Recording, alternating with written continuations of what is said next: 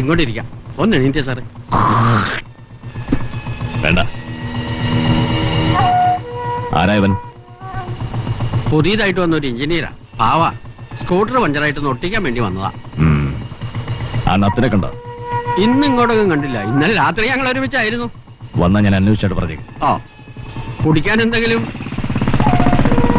ഓ എന്റെ പൊന്ന് സാറേ, അങ്ങനെ കണ്ടപ്പോ ഒന്ന് എണീക്കാൻ പാടില്ലായിരുന്നു. ഭാഗ്യം കൊണ്ടൊന്നും മിണ്ടിയില്ല. ആരാ ഇയാള്? അറിയില്ലേ? കരീം ഭായി. ബോംബെയിലായിരുന്നു. ബോംബെ കിടുകിട ഉറപ്പിച്ചാനാ. 4-5 കൊല്ലമായിട്ട് ഇപ്പൊ നാട്ടിൽ തന്നെയാ. നമ്മുടെ ഹൈദരാലി ഒതുക്കിയത് മൂപ്പരാ. ഹൈദരാലിയെ കേട്ടിട്ടില്ലേ? ഇല്ല. ഇല്ലേ? ഈ രാജ്യം ഭരിച്ചിരുന്ന ഹൈദരാലിയ. മലബാറിൽ പോയി വെട്ടും തടയൊക്കെ പഠിച്ചു വന്ന ആളാ. എന്താ കാര്യം? കരീം ഭായിയുടെ ഒറ്റ ഇടിയാ. അപ്പ ഛർദിച്ചു 2 ഇടം കഴിച്ചോരാ. എന്നിട്ട് ആള് മരിച്ചോ?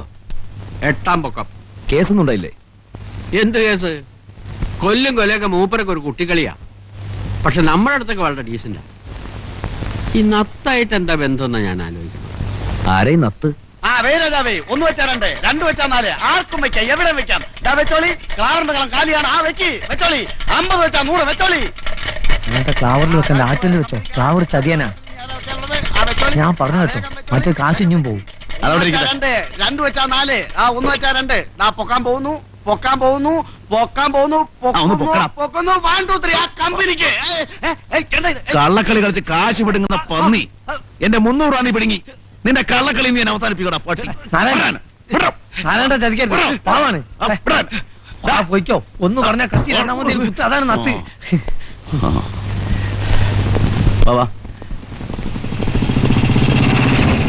ഇതിനെ കരിമ്പായി. അതിന് ഞമ്മക്കെന്താ? അയാളെ പണിയോട്ടെ. എന്താ പേടിയുണ്ടോ? നമ്മളെന്തിനാ പഠിക്കുന്നത്? എടാ പത്തേ, എന്തോ ഇവിടെ വാ. ചെല്ല്. ആ വിളിക്കണേ. ഇവിടെ വാ. ഞാൻ എന്തിനാണ് നിങ്ങളെ മുമ്പിൽ സംസാരിക്കുന്നോടത്ത്? ചെല്ലേന്ന്. ഇവിടെ വരാനല്ലേ പറഞ്ഞ?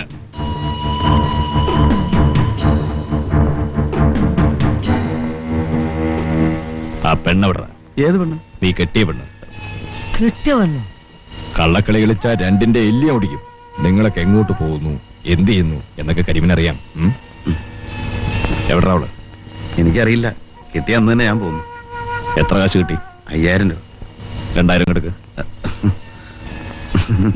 ഞാൻ പറഞ്ഞു വിട്ട തൊഴിൽ ചെയ്തിട്ട് കിട്ടിയതിന്റെ ഒരു പങ്ക് വീട്ടിലെത്തിക്കാൻ പാടില്ല അല്ലടാ? അതെനിക്ക് അറിഞ്ഞുകൂടായിരുന്നു. എന്നാൽ പറഞ്ഞോ, നിന്നെ വിളിക്കാൻ പറഞ്ഞ ഞാനാ. കാശെടുക്ക്. എന്റെ 10 പൈസ ഇല്ല. വേണ്ട. പെണ്ണ് കെട്ടിട്ട് ഒരു വാക്ക് മുണ്ടിയില്ലല്ലേ പായ. പോയി ഇങ്ങോട്ട് കൂട്ടിക്കൊണ്ടേ.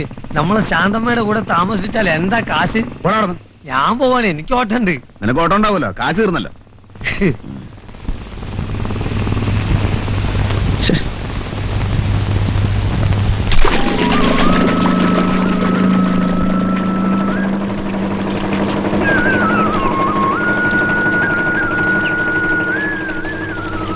എന്നെ ഓർമ്മയുണ്ടോ? ഞാൻ നിങ്ങളെ കുറെ ദിവസമായി അന്വേഷിക്കണു. നാരായണെന്ന് പറഞ്ഞിട്ട് പെട്ടെന്ന് ആർക്കും മനസ്സിലാവണില്ല. ഒരു പക്ഷിയുടെ പേരിൽ അറിയപ്പെടുന്നതല്ലേ? അത് ചില തന്തയില്ലാത്തവന്മാരെ സൂക്കടാ. എന്നെ നേരിട്ട് വന്ന് പറഞ്ഞാൽ നല്ല പുളിച്ചു പറഞ്ഞു കൊടുത്തനെ. അയ്യോ, ഞാനിങ്ങനെ വിളിക്കൊന്നുമില്ല. നിങ്ങളില്ലായിരുന്നെങ്കിൽ എന്റെ 10 പവൻ പോയേനെ. അന്ന് എന്റെ കൈ കാശില്ലായിരുന്നു. ഇപ്പോഴെങ്കിലും തരാൻ തോന്നിയല്ലോ. ഇനിയും വല്ല അത്യാവശ്യം ഉണ്ടെങ്കിൽ എന്നെ ഒന്ന് കണ്ടാ മതി. ചെറിയ തുക വല്ലതുവാണെങ്കിൽ തരാം. പേരെന്താ? ആശ. ആ സ്കൂളിനടുത്താ താമസം. എവിടെയാ വീട്? വീട് അടുത്തന്നെ. ജോലി ഇങ്ങനെ സഹായിക്കാം. ആരെ എന്തിനു സഹായിക്കാം. അപ്പൊ ഞങ്ങൾക്ക് എന്തെങ്കിലും സഹായം ആവശ്യമുണ്ടെങ്കിൽ വിളിച്ചാ വരുമല്ലേ? പിന്നെ പക്ഷെ കാശ് തരണം. പിന്നെ അന്വേഷിക്കുമ്പോ വെറും ആരാണെന്ന് പറഞ്ഞാൽ ചിലപ്പോ പിടികിട്ടിന്ന് വരില്ല. നേരത്തെ പറഞ്ഞ പക്ഷിയുടെ പേരൂടെ പറഞ്ഞാൽ മതി. അതെ.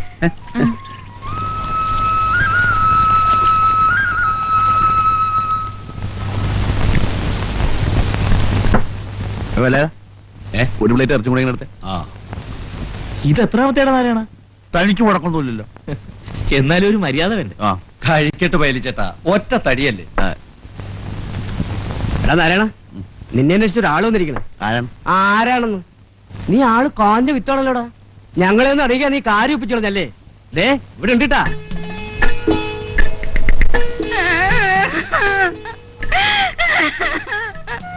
എന്റെ നാരായണൻ ചേട്ടാ, എന്നെ ഒറ്റയ്ക്കാക്കി പറ്റിച്ചു പോന്നില്ലേ? ഞാൻ എന്ത് ചെയ്തിട്ടാ? കരയില്ലെന്ന്. എന്ത് പ്രശ്നമായാലും നമുക്ക് സമാധാനം ഉണ്ടാക്കാലോ. എന്ത് കഷ്ടാടാ നീ കാണിക്കണേ. കെട്ടി പെണ്ണിനെ ആരെങ്കിലും കരയിപ്പിക്കുവോ? അതിന് ഞാനങ്ങനെ ശരിക്കും കെട്ടിയിട്ടൊന്നുമില്ല. ആഹാ, അത് കൊള്ളാമല്ലോ. ആരാ പറഞ്ഞ എന്നെ കെട്ടിയിട്ടില്ലെന്ന്? കൃഷ്ണന്റെ മുമ്പിൽ വെച്ച് എന്റെ കഴുത്തിൽ താലി കെട്ടിയതും മാല ഇട്ടതും ഒക്കെ അങ്ങ് മറന്നോ? ഏത് കൃഷ്ണൻ? ഭഗവാൻ കൃഷ്ണൻ. ദേ, അന്ന് രാത്രി ഞങ്ങൾ ഒരുമിച്ച് ഒരു വീട്ടിൽ കഴിയുകയും ചെയ്തു. നേരാണോടാ ഇവിടെ പറയണത്? മാലയിട്ട് നേരാണ്. ഒരുമിച്ച് കുറച്ചു നേരം ഒരു വീട്ടിലുണ്ടാകുകയും ചെയ്തു. പക്ഷെ വേറെ ഒന്നും സംഭവിച്ചിട്ടില്ല.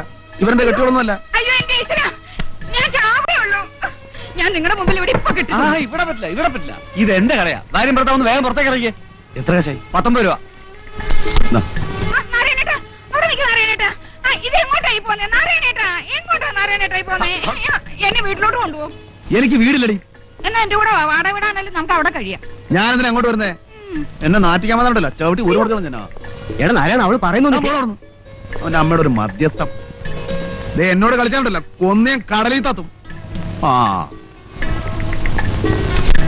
എന്നാ, ഇനി മേലാൽ ഈ പരിസരത്ത് കണ്ടുപോരും. 100 രൂപയോ?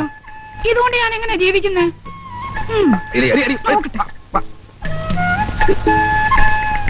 ഞാൻ പോട്ടെ, എന്നെ മറക്കരുത്. ഒഴിവ് കിട്ടുമ്പോ അങ്ങോട്ട് വരണം. ഞാൻ കാത്തിരിക്കും. കള്ളൻ വാങ്ങണ്ടില്ലേ ഒരു ഗൗരവം?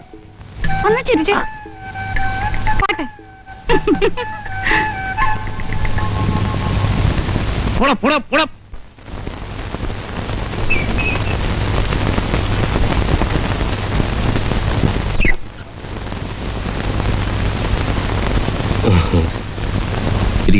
ഞാൻ നിന്നോളാം സാർ. നിൽക്കാനാണെങ്കിൽ പുറത്തു പോയി നിൽക്കാം. എന്നെ കണ്ട് സംസാരിക്കാനാണ് വന്നെങ്കിൽ ഇവിടെ ഇരിക്കാം. എന്താ കാര്യം? നമ്മുടെ ബില്ല് മാസം 1 ഞാൻ കൊണ്ട് നടക്കാൻ തുടങ്ങിയിട്ട്. ഈ ആയുസ് മുഴുവൻ നടന്നാലും ഞാൻ ഒപ്പിട്ടത് പാസ്സാവാൻ പോകുന്നില്ല. ഞാൻ പറഞ്ഞില്ലേ നിങ്ങളോട്, കള്ളപ്പണിക്ക് കൂട്ടുവെക്കാനെ കിട്ടില്ല. അയ്യോ, ഞങ്ങൾ കള്ളപ്പണിയൊന്നും ചെയ്യാറില്ല സാർ. വളരെ സത്യസന്ധമായിട്ട് പണി നടത്തുന്ന കമ്പനിയാണ് ഞങ്ങളുടെ. ഞാൻ കേട്ടിട്ടുണ്ട്, പണ്ട് 1,00,000 വീടുകളുടെ ഈ ജില്ലയിലെ മുഴുവൻ കോൺട്രാക്ട് നിങ്ങൾക്കായിരുന്നില്ലേ? അതെ. അതിൽ ഇടിഞ്ഞു വീഴാത്ത ഏതെങ്കിലും ഒരു വീട് ബാക്കിയുണ്ടോ? അത് പ്രതികൂലമായ കാലാവസ്ഥയില് കാറ്റിലും മഴയിലും ഞാൻ കാല് പിടിക്കാം സാർ. അപ്പൊ കാറ്റും മഴയും വെയിലും ഒന്നും ഇല്ലാത്ത സ്ഥലത്ത് വേണം വീട് വെക്കാൻ, അല്ലേ? അങ്ങനെയല്ല. ഈ കോൺട്രാക്ട് ഞാൻ പറഞ്ഞ പോലെ തന്നെ നടക്കണം. അത് മഴയത്ത് മണ്ണാങ്കട്ട പോലെ അലിഞ്ഞു പോരുത്, കാറ്റത്ത് കരിയില പോലെ പറന്നും പോരുത്. മനസ്സിലായോ? മനസ്സിലായി. ഇനിയുള്ള പണി സാറ് പറയുന്ന പോലെ ചെയ്തോളാം. ഇപ്പൊ പണിതിടത്തോളം പൊളിച്ചു പണിയണമെന്ന് പറഞ്ഞാൽ ഞങ്ങൾ കുത്തുപാലെടുക്കും സാർ. അത് നിങ്ങളുടെ കാര്യം. പക്ഷെ ബില്ല് ഞാൻ ഒപ്പിടണമെങ്കിൽ അതൊക്കെ ചെയ്തേ പറ്റൂ. ഇത്തിരി മനുഷ്യത്വം കാണിക്കണം സാർ. മനുഷ്യത്വമാണ് ഞാനിപ്പോ കാണിക്കുന്നത്. ഒരാഴ്ചക്കുള്ളിൽ കള്ളപ്പണിയൊക്കെ അഴിച്ചുപെടുന്നില്ലെങ്കിൽ ഞാനതിൽ ഒബ്ജക്ഷൻ നോട്ട് ചെയ്തു. അതിന്റെ ബുദ്ധിമുട്ട് അറിയാലോ അല്ലേ? എന്നാ പോണം. ഓടോ.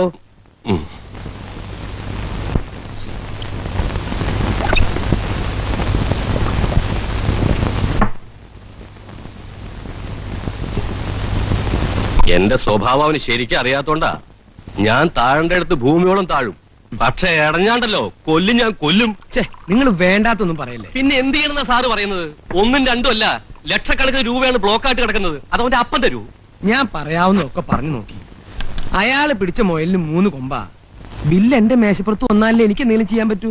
അവന് ഒപ്പിട്ടിട്ട് സാറിന്റെ മേശപ്പുറത്ത് ബില്ല് എത്തലുണ്ടാവില്ല. പിന്നൊരു വഴിയുണ്ട്. അയാളെ ട്രാൻസ്ഫർ ചെയ്യിക്കണം, അല്ലെങ്കിൽ ഒരു ലോങ് ലീവ്. പറ്റുമോ? അതൊന്നും ഉടനെ നടക്കുന്ന കാര്യമല്ല. നടക്കും. ലീവ് എടുപ്പിക്കാം. എങ്ങനെ? വഴിയുണ്ട്.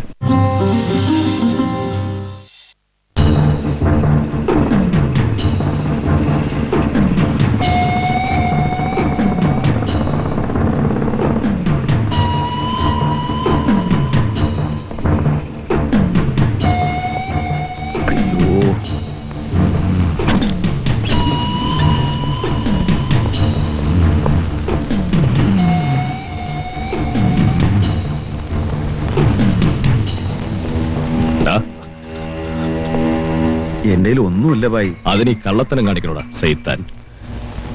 നിനക്കൊരു വേല ചെയ്യാമോ? എന്ത് വേലയാ? ഒരാളെ ഒന്ന് ഒതുക്കാമോ? ചെറുതായിട്ടാണെങ്കിൽ. ചെറുതല്ലെങ്കിൽ നിന്നെ വിളിക്കുവോ? കയ്യോ കാലോ ഓടിച്ചാ മതി. ആളെങ്ങനെയാ? നിന്റെ എത്ര ഉണ്ടാവും? നേരിട്ട് മുട്ടണ്ട. നല്ല കാശ് വാങ്ങി തരാം. ഒരു 2000 കിട്ടുമോ? 10 പറഞ്ഞിട്ടുണ്ട്. 5 എനിക്ക് എത്തിച്ചേക്കണം. ആളാരാ? അയ്യപ്പൻ നായർ. അയ്യപ്പൻ നായരോ? അയ്യപ്പൻ നായർ കണ്ടാൽ ആളും ഡീറ്റെയിൽസും കിട്ടും. ഏറ്റോ? ഏറ്റു. അച്ഛാ, നമസ്കാരം. ആ,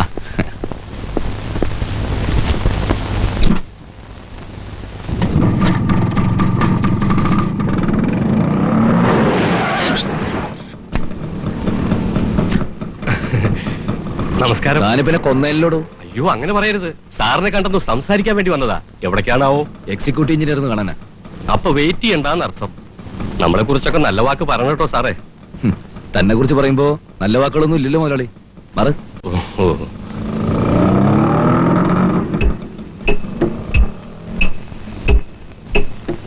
അതാണ് കക്ഷി. നേരിട്ട് മുട്ടണോ? അത് പല പ്രാവശ്യം പറഞ്ഞതാണല്ലോ. നേരിട്ട് മുട്ടാനാണെങ്കിൽ തന്നോട് പറയൂ. അല്ല, നേരിട്ട് വേണേലും മുട്ട. വേണ്ട. സ്കൂട്ടറിലാണ് വരവും പോക്കും അല്ലേ? അതെ. എന്താ? കയ്യോ കാലോ തന്നെ ഓടിയണമെന്നുണ്ടോ? നടുവായാലും പോരെ? എന്തായാലും വേണ്ടില്ല. ഒരു 3 മാസെങ്കിലും ലീവ് എടുത്ത് പ്ലാസ്റ്റർ ഇട്ട് കിടക്കണം. അത്രയല്ലേ ഉള്ളൂ. ശരി, വണ്ടി പോട്ടെ.